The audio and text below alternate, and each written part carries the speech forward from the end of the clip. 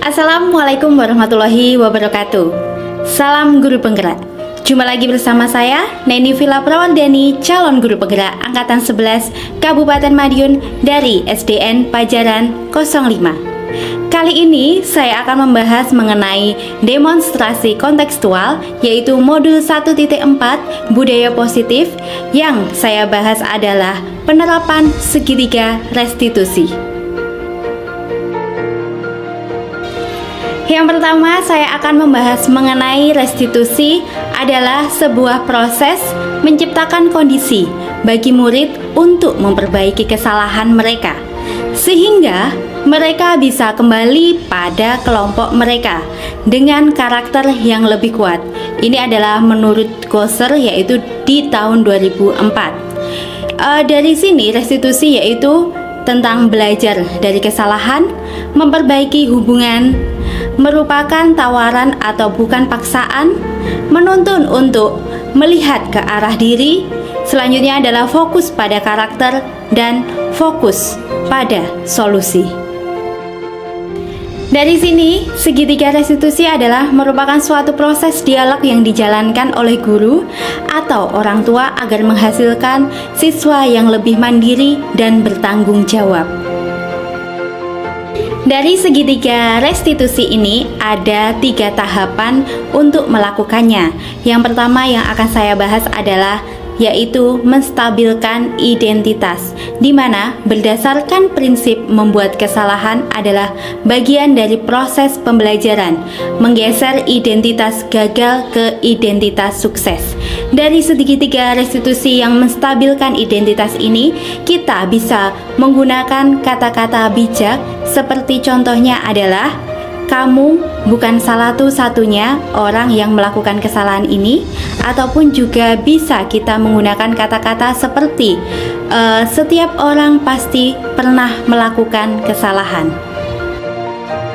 Yang kedua adalah validasi tindakan yang salah, di mana berdasarkan prinsip setiap perilaku berupaya memenuhi suatu kebutuhan tertentu. Guru akan bergeser dari pemikiran stimulus respon menjadi lebih proaktif lagi, mengenali dan mengakui kebutuhan murid dan memperbaiki hubungan dengan murid. Dari validasi tindakan yang salah ini, kita bisa menanyakan kepada murid tersebut apa alasan dari apa yang telah mereka lakukan. Yang ketiga adalah menanyakan keyakinan. Murid akan diberi pertanyaan-pertanyaan bermakna untuk memunculkan motivasi secara intrinsik, mampu mengaitkan keyakinannya dengan tindakan yang salah. Dari menanyakan keyakinan, kita bisa menggali kepada murid apa yang sudah kita sepakati atau yang sudah kita yakini sebelumnya, sehingga murid tersebut kenapa bisa menyalahgunakan dari keyakinan tersebut. Dari kasus satu ini, saat upacara Hari Pramuka, saya menemukan ada beberapa anak yang tidak memakai pramuka lengkap. Seperti ada beberapa anak yang kedapatan tidak memakai topi pramuka. Sehingga dari kasus satu ini, saya akan menerapkan segitiga restitusi yang telah saya pelajari. Berikut ini adalah video dari kasus satu yang sudah saya jelaskan tadi dan penerapan segitiga restitusi yang sudah saya terapkan.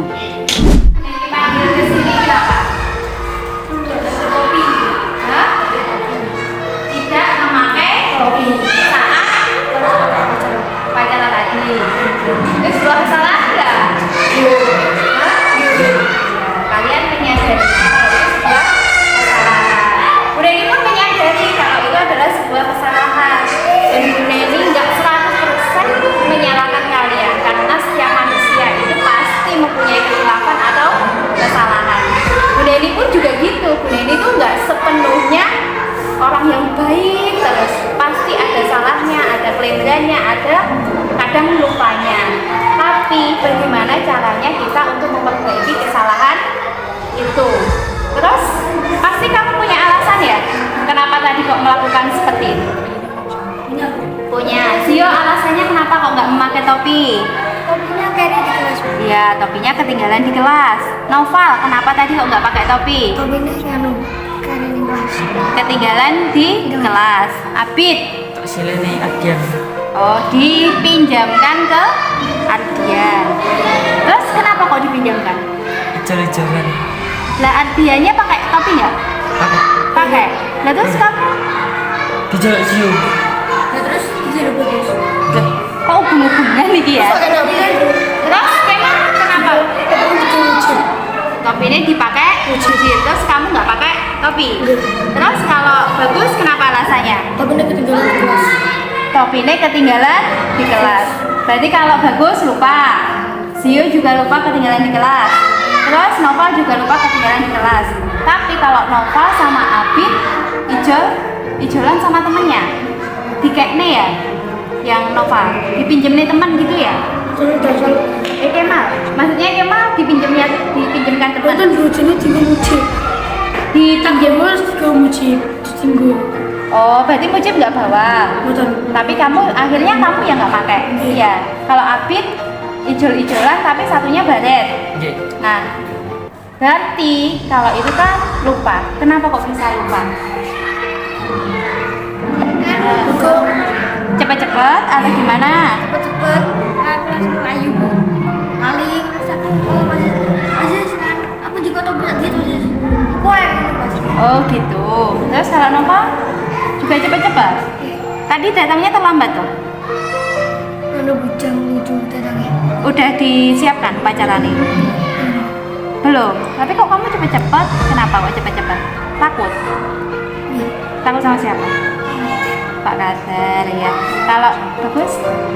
tapi memang tas Topinya di tas, terus kamu juga cepet-cepet. belum tak kira ganggu topi Hah? Dikira nggak bawa topi? Berarti kan udah tahu ya kesalahannya semuanya kenapa. Dan Bunda ini pun menerima kalian alasannya seperti itu. Jadi kan ada yang lupa, ada juga yang memberikan ke temannya. Kalau lupa itu memang suatu hal yang wajar. Bunda ini pun kadang juga lupa, kadang juga melakukan kesalahan. Tapi bagaimana caranya kita memperbaiki kesalahan itu? Kira-kira tahu nggak cara memperbaikinya gimana? pakai topi Iya, iya memakai topi saat upacara. Kalau Nova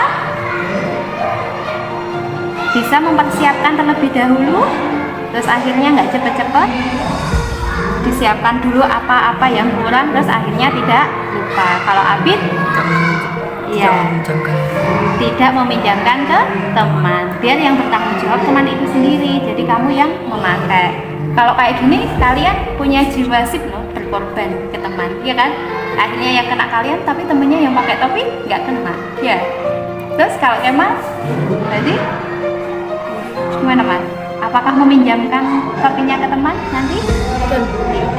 Berarti itu kalau punyamu ya udah dipakai sendiri. Biar teman kalian yang menanggung konsekuensinya. Kalau bagus gimana caranya?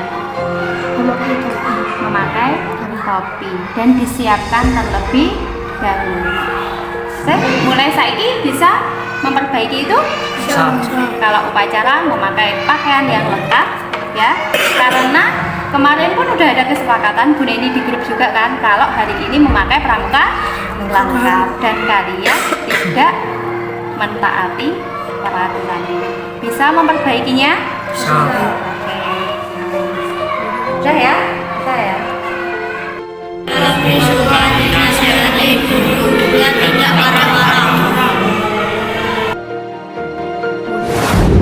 Kasus 2. Di dalam kasus 2 ini, saya menemukan satu permasalahan yang telah dilanggar oleh siswa, di mana saya sudah menerapkan keyakinan kelas atau kesepakatan kelas yang sudah kita sepakati bahwa di dalam lingkungan sekolah maupun kelas, siswa dilarang untuk melepas sepatu.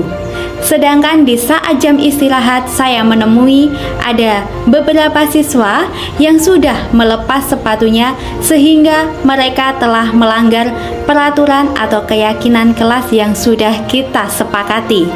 Berikut adalah kasus 2 yang sudah saya terapkan.